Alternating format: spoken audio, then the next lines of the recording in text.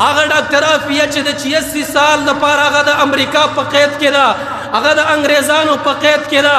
هغه ډاکټر عافیه خپلې مور ته پیغام رالیږي، خپلې مور ته ریکارډ رالیږي او خپلې مور ته وایي مورې یو ځل خو به د ظلم داستان ختم شي، یو ځل خو به د ظلم او د بربریت دا داستان ختم شي، یو ځل خو به ما الله د دې جیل نه رها کړي. مور ته فریاد او جړا کوي. هغه وایس کې وایي مورې په دې نه یم خفه چې زه د کافرانو په جیل کې بندیوانه یم، زه د هغې په زندان کې بندیوانه یم. مورې قسم په الله ماله چې جړا راځي په دې خبره باندې راځي زما مخې ته قرآن کلاو کېدي، زما مخې ته قرآن ایښی دی. ما ته وایي راشه په قرآن باندې خپه کېده، راشه د قرآن د پاسه وخېجه. تا هغه شپږ اتیا کاله قید دی ختم دی، تا موږ رها کوو. خو مورې یاد وساته تر اوسه مې دې کار ته زړه نه دی ښه کړی.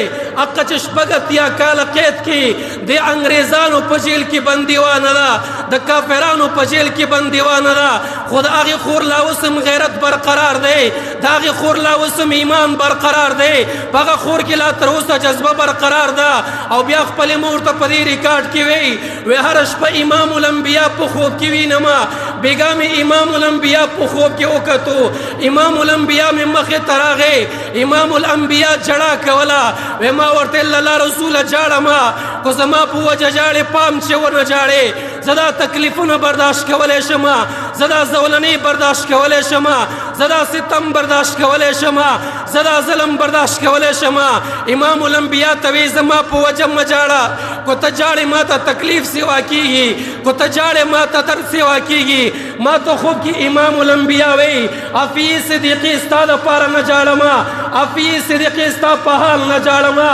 امام الانبیا چې جړا کوي، امام الانبیا وی ماله جړا په دې خبره راغله ولې مې امت دومره بېکاره دی، ولې مې امت دومره بې حسه دی چې نن یو مسلمانه خور د اغیارو کافرانو په جیل کې پرته ده، د هغې سره بندیوانه ده، د هغې سره زیتی کېږي، خو یو مسلمان د هغې دپاره اواز نشي اوچتولی، یو مسلمان د هغې دپاره غږ قدرې نشي کولی.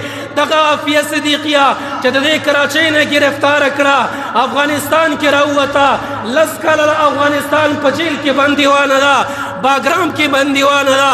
هغه د باګرام مجاهدین حالات وایي، هغه چې باګرام کې بندیوان مجاهدین ملګري دي هغې حالات وایي. قسم دی چې کله باګرام ته یوه ښځه راوسته، کله چې باګرام ته یوه پیغله راغلله، وایي د هغې پیغلې حالات څه شی دي؟ هغه پیغله چې باتروم ته روانه ده، د هغې پیغلې په بدن باندې به لباس نه و، هغه پیغله به پر بنډه روانه وه، دې پیغلې به چغې سورې والې.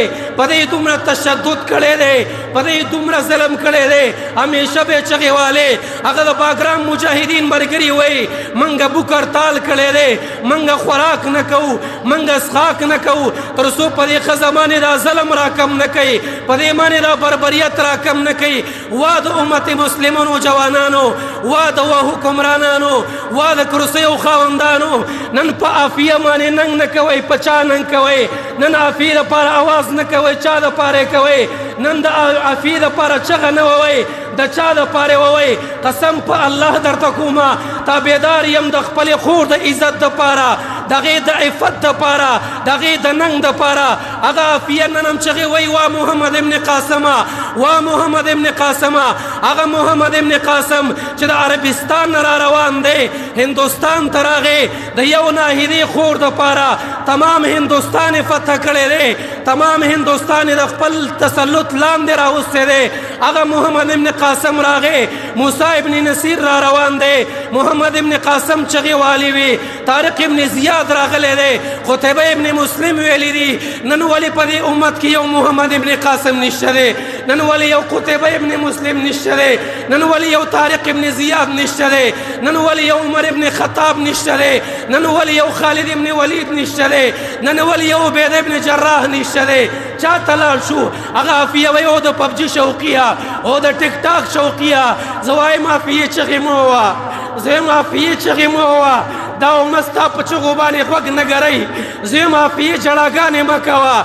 دې امت کې نن محمد ابن قاسم نشته، نن طارق ابن زیاد نشته، نن قتیبه ابن مسلم نشته، نن موسی ابن نصیر نشته دی ته چغې مو ووه موږ خپلې پبجیانې ولې نه کوو موږ خپل فیسبوکونه ولې نه کوو موږ خپلې ټیک ټاکې ولې نه کوو چې د هغې خور دپاره چغې سورې وو د هغې خور دپاره چغې وو هغه رها کړې او د وخت حکمرانانو او د وخت باچاهانو او ځوانانو څنګه الله له ورځئ او ځوانانو الله ته څه وایې چې خور دې د اغیارو په جیل کې بندیوانه ده او داسې تسلط او داسې ظلم په یو ورځ کې ورسره 10 انګریزان جنسي تیری کوي په یو ورځ کې ورسره 10 انګریزان ته په ځان راوله زما خور بندیوانه ده تو وایه چې زما خور د انګریزانو په جیل کې ده یو غنټې دپاره برداشت کولی شي یو منټ دپاره برداشت کولی شي چې ستا خور د انګریزانو په جیل کې قسم دی زه خو یې نشم برداشت کولی ما ته عافیه خپله خور ښکاري ما ته عافیه خپل ننګ ښکاري ما ته عافیه خپل غیرت ښکاري